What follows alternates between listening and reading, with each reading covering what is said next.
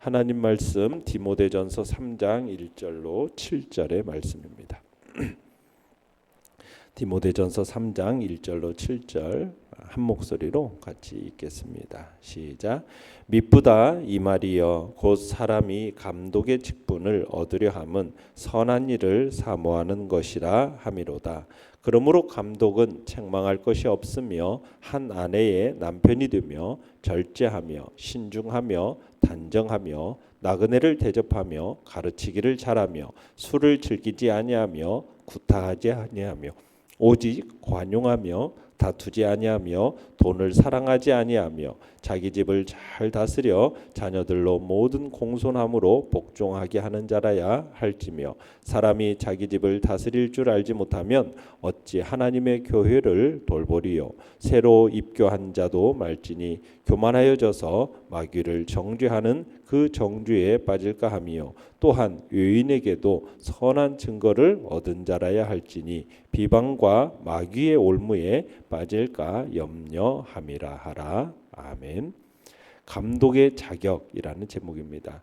오늘 본문은 감독의 자격 요건에 관한 지침 내용을 보도하고 있는데요. 초대 교회 당시에 감독은 가르치는 일과 함께 교인들의 생활 전반을 보살피는 일을 맡았었습니다. 감독은 오늘날로 말하자면 목회자와 또 치리하는 장로로서 이렇게 볼 수 있습니다. 그런데 오늘날도 넓게는 소그룹 리더들로서 교회의 정체성을 유지하기 위한 막중한 책임을 담당하는 직분자들까지도 우리가 함께 생각해 볼 수가 있습니다. 내용과 찰문제 1번입니다. 교회에서 직분을 얻으려는 것을 다른 말로 어떻게 표현할 수 있습니까? 1절 다시 한번 읽어봅니다. 시작. 미쁘다 이 말이여 곧 사람이 감독의 직분을 얻으려 함은 선한 일을 사모하는 것이라 함이로다. 자, 교회 내에서 직분을 얻는다라는 것은 어떤 지위나 명예를 얻기 위함이 아니라 선한 일을 이루기 위함이다라는 것이죠. 그러니까 하나님과 교회를 사모하는 마음, 또 하나님의 일을 이루기 위한 열심, 이게 어떻게 보면 모든 직분의 첫 번째 자격 요건이라고 할 수가 있겠습니다. 그러니까 감독이 되고자 하는 이 직분에 대해서 지속적으로 열망하는 마음이 있어야 된다라는 거예요. 그러니까 이런 열망은 어떤 명성과 권력에 대한 어떤 이기적인 욕망에서 비롯된 게 아니고 바울 당시 우리가 생각해 보면 그렇습니다. 초대교회 상황에는 어떻습니까? 유대인들과 이방인들의 공격으로 어떻게 만만치가 않았던 시대죠. 복음의 근본을 회파하려는 또 이단들이 왕성하게 활동하던 시대가 초대교회 시대고 바울의 시대입니다. 자, 그런 시대에 감독의 직분이라는 것은 생명을 담보하는 사역이었어요. 그러니까 바울이 지금 감독의 직분을 얻으려고 하는 이 열망이라는 것이 얼마나 위대한 일인지를 칭찬하고 있는 겁니다. 선한 일을 사모한다라는 이 표현에서 선한 일은 자기에게 어떤 유익되는 일이 아니라 교회에 유익이 되는 일을 가리키는 겁니다. 교회를 가르치고 교회를 돌보는 일, 그뿐만 아니라 모든 사람에게 도움이 되는 그 칭찬받는 일, 이게 바로 선한 일이거든요.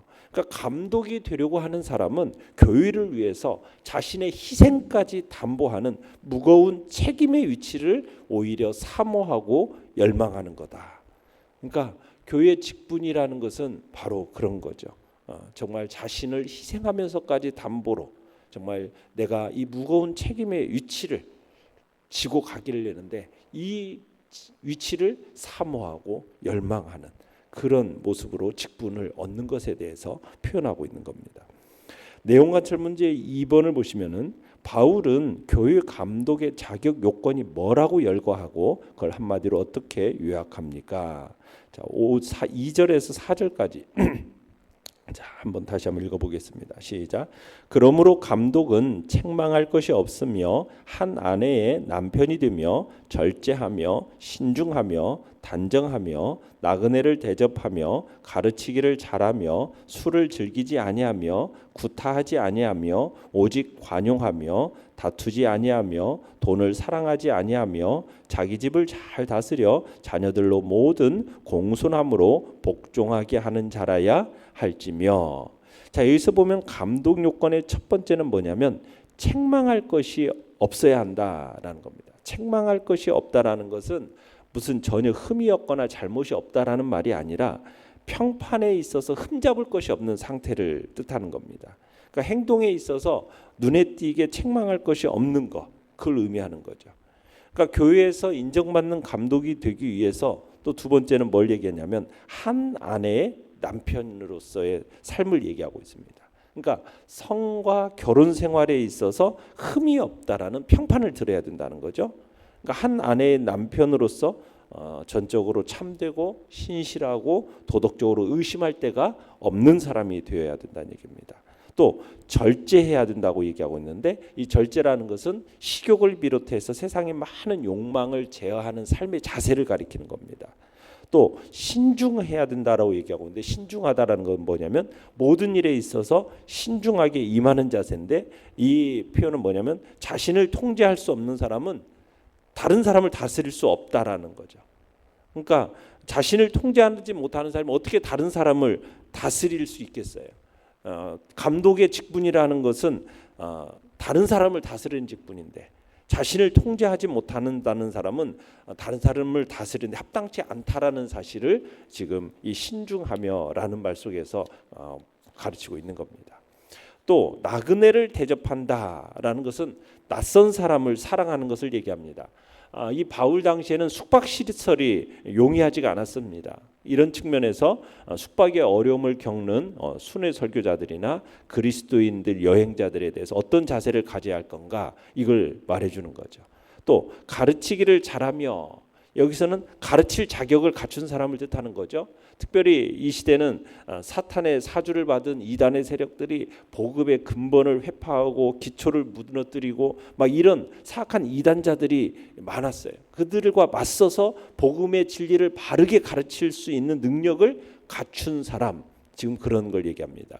그러니까 성도들을 가르치는 것이 감독의 주요 직무인데 가르치는 은사를 받지 못한 사람은 어떻게 보면 교회 감독으로서 세울 수 없음을 또 분명히 밝히고 있는 거죠. 또 술을 즐기지 아니하며라고 하는데 이 술이라는 것은 어떻게 보면 이성과 판단력을 둔하게 만들고 흐리게 만들어서 사람으로 하여금 어떤 품위에 손상을 주는 행동을 초래하게끔 만드는 건데 그 술에 대해서 이렇게 즐기지 않는다라는 거죠. 또 구타하지 않는다라는 것은 1차적으로는 물리적 폭력 행사를 가리키는 겁니다. 더 나아가서는 말이나 태도에 있어서 상대방의 인격을 훼손시키는 그런 행위를 가리키는데 그런 행위가 있어서는 안 된다는 거죠. 또 관용하며라는 건 상대방의 입장을 고려해서 베푸는 선한 감정을 얘기하는 겁니다. 호의적이고 친절하고 참을성이 있고 동정심 많고 이런 선한 감정을 가진 사람이 되어야 된다는 거예요. 또 다투지 아니하며 이건 불필요한 논쟁이나 이해관계로 인한 논쟁을 피하는 것을 가리키는 겁니다. 또 돈을 사랑하지 아니하며라는 것은 돈에 대한 애착심이 없는 거죠.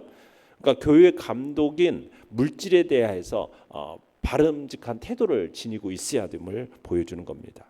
또 자기 집을 잘 다스려 자녀들로 모든 공손함으로 복종하게 하는 자가 되어야 된다. 여기서 가정을 잘 다스리지 못하는 사람은 성도들의 공동체인 교회도 잘 다스릴 수 없다라는 겁니다. 그러니까 한 가정에서 자녀들에 대한 가장의 다스림이 어떻게 보면 교회에서의 감독의 다스림과 밀접한 관계가 있다는 걸 보여주는 거죠. 가정을 잘 다스리게 되면 자녀들로 복종케 하는 결과를 가져온다라는 거죠. 그러니까 자녀들이 진심으로 부모를 존경하고 그 권위에 순복할 때 감독의 요건이 충족됨을 얘기하고 있는 겁니다. 그래서 마지막 5절에서 그렇게 얘기를 하고 있습니다. 같이 한번 5절 읽어봅니다. 시작. 사람이 자기 집을 잘 다스릴 줄 알지 못하면 어찌 하나님의 교회를 돌보리요. 그러니까 가정생활이 원만하지 못하는 사람들은 감독이 될 자격이 없다라는 것을 강조하고 있습니다. 그러니까 바울이 여기서 지금 이런 사실을 강조하고 있는 이유는 단순하고 분명하죠. 바로 자신의 집을 제대로 다스리지 못하는 자가 하나님의 교회를 건실히 돌보고 세월 관리가 만무하다라는 겁니다.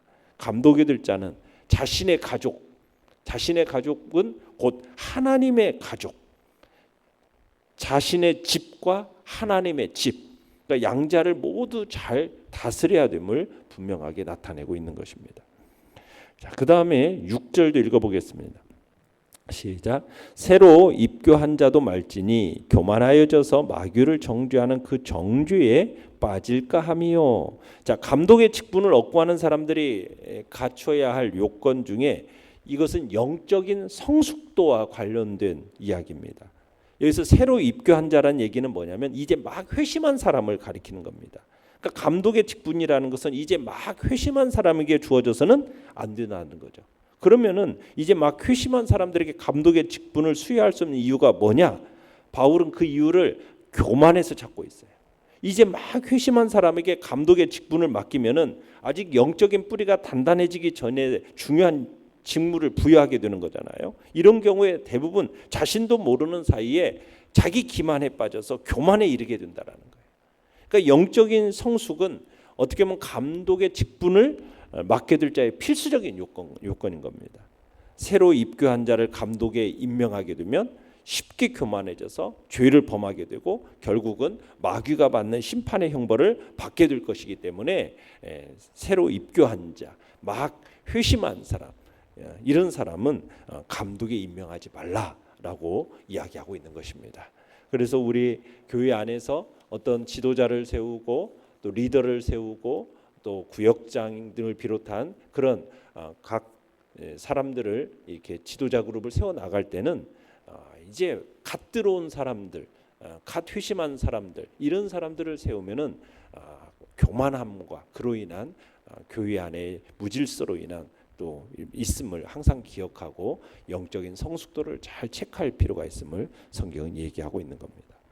영과 묵상 문제 3번입니다.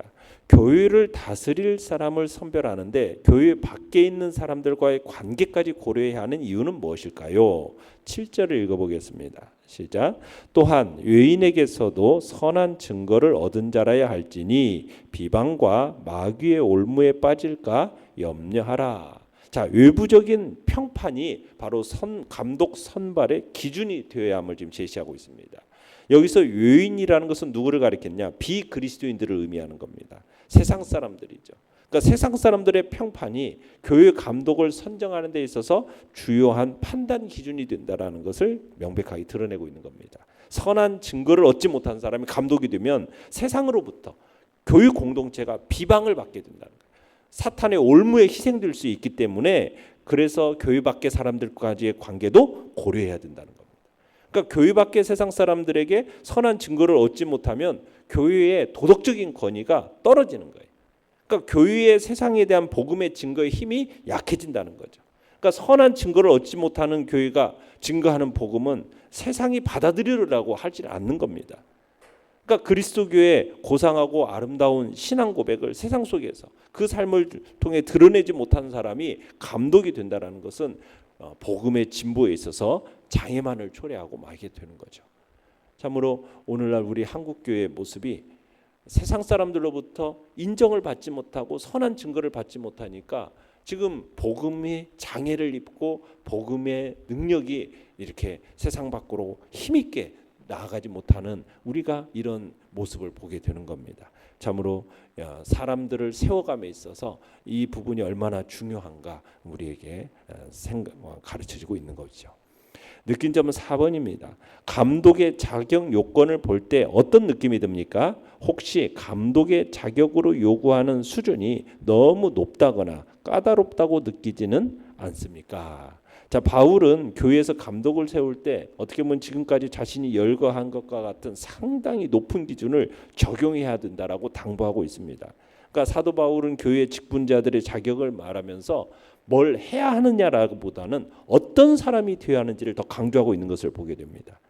그러니까 하나님의 일꾼에 있어서는 사역 자체보다는 기본적인 바탕이 더 중요하다라는 것을 의미하고 있는 거죠. 그 때문에 우리는 항상 얼마나 뭔가를 이룰까 생각하기보다는 과연 내가 하나님 앞에서 얼마나 올바로 서 있는가 이걸 진지하게 물어봐야 되는 겁니다. 그러니까 이 땅 어느 누구도 오늘 본문에 제시한 바와 같은 자격을 완전히 갖춘 사람은 없어요. 그럼에도 불구하고 하나님께서는 우리에게 또한 귀한 교회 직분을 맡겨주셨어요.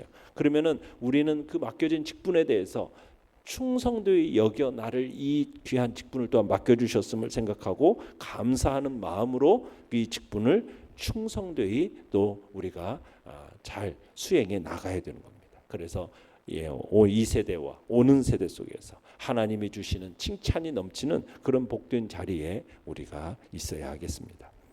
결단과 적용 5번입니다.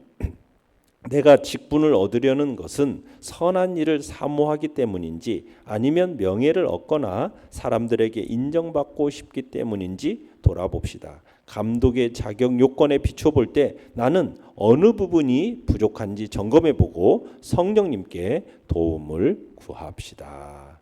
아멘. 오늘의 기도 같이 읽겠습니다. 시작.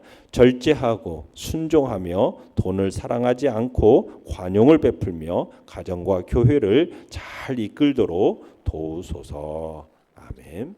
말씀을 생각하며 기도하시고 연약한 우리 지체들을 위해서 기도해 주시며 오늘 수요 예배 가운데 하나님의 은혜를 놓고 기도해 주시며 또 이제 여름 사역 다음 주부터 특별 새벽 기도를 시작으로 또 이제 중고등부 수련회와 또 유초등부 성경학교 진행되어지는데 하나님의 풍성한 역사를 놓고 기도하겠습니다. 주여.